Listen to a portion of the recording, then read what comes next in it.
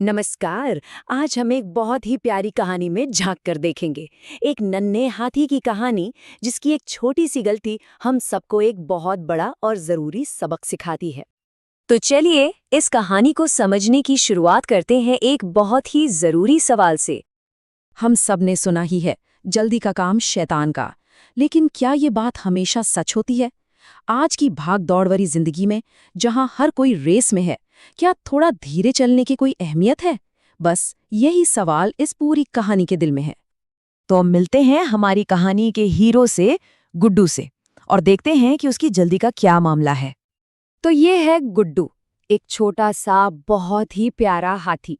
पर इसकी एक आदत है, इसे हर काम मतलब हर काम बस फटाफट निपटाना होता है, चाहे खाना हो या खेलना।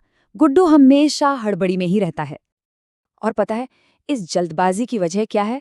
ये इच्छा कि मुझे बड़ा हाथी बनना है, और वो भी अभी के अभी। बस यही एक धुन है जो उस पर सवार है, और यही उसकी सारी हरकतों को कंट्रोल करती है।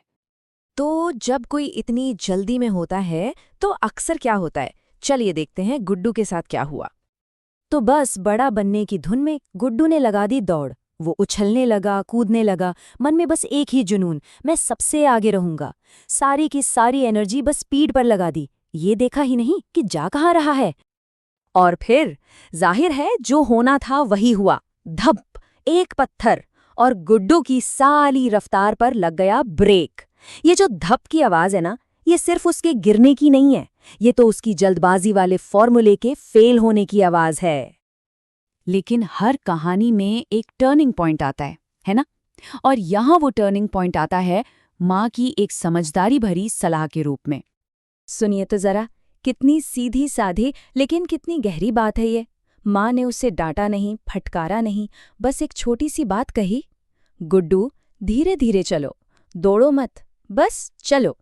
ये सलाह सिर्फ चलने के बारे में नहीं थी, ये तो जिंदगी को देखने का एक बिल्कुल नया नजरिया था। तो क्या गुड्डू ने माँ की बात मानी? और अगर मानी तो फिर क्या हुआ? चलिए देखते हैं इस बदलाव का नतीजा क्या निकला।